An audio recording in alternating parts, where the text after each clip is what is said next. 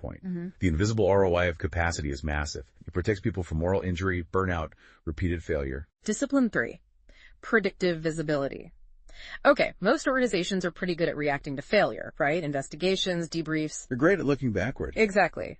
But by then, it's often too late.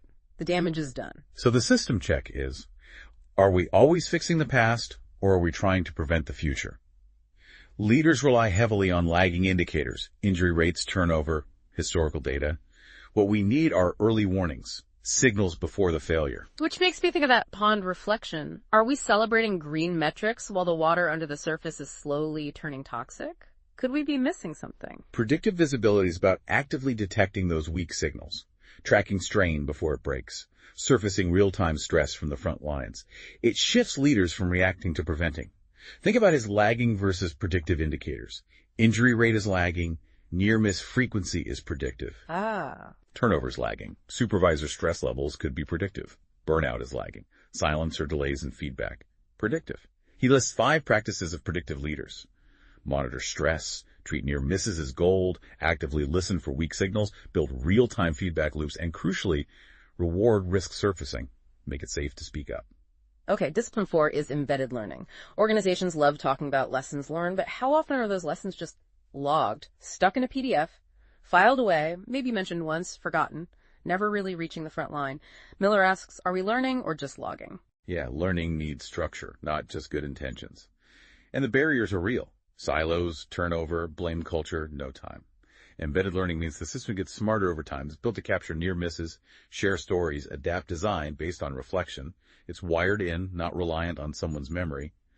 He contrasts lessons logged versus learning embedded, PDF, logged, built into system changes.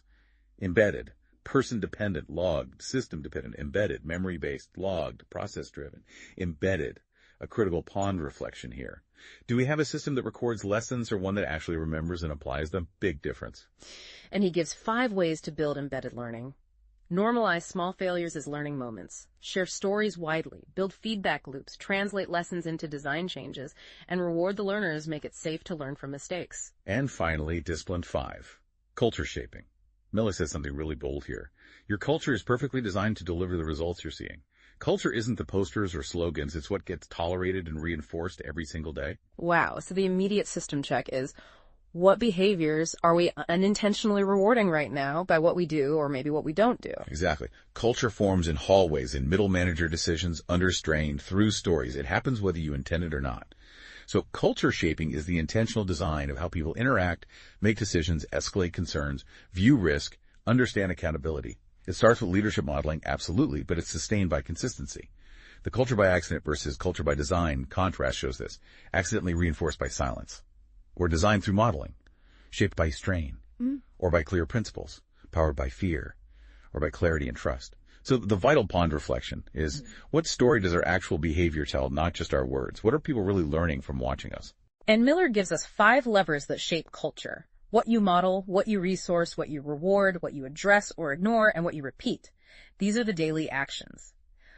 Throughout the book, Fix the Pond, he also includes this leadership workbook plus assessment tool. It has prompts, right? Like, where am I managing symptoms instead of redesigning systems? And what early signals are we ignoring or soothing away? Yeah, they make it really practical. It reinforces that this isn't just theory, it's actionable. Absolutely. The core philosophy captured in his Oath of System Leadership is all about committing to leading from design, not just direction. It's about shaping systems that protect people, not blame them. About building resilience, not just enforcing rules. And ultimately, taking that ownership, owning what you build, and fixing what you break. It all circles back to Nathaniel Safety Nate, Miller's powerful and I think really compassionate mission. Fix the pond and the people will thrive. So maybe a final thought for everyone listening. If you consider a repeated failure or a persistent challenge in your own work, your organization, maybe even your life, ask yourself not just who might be involved. Shift your focus. Ask, what in the system is screaming for my attention?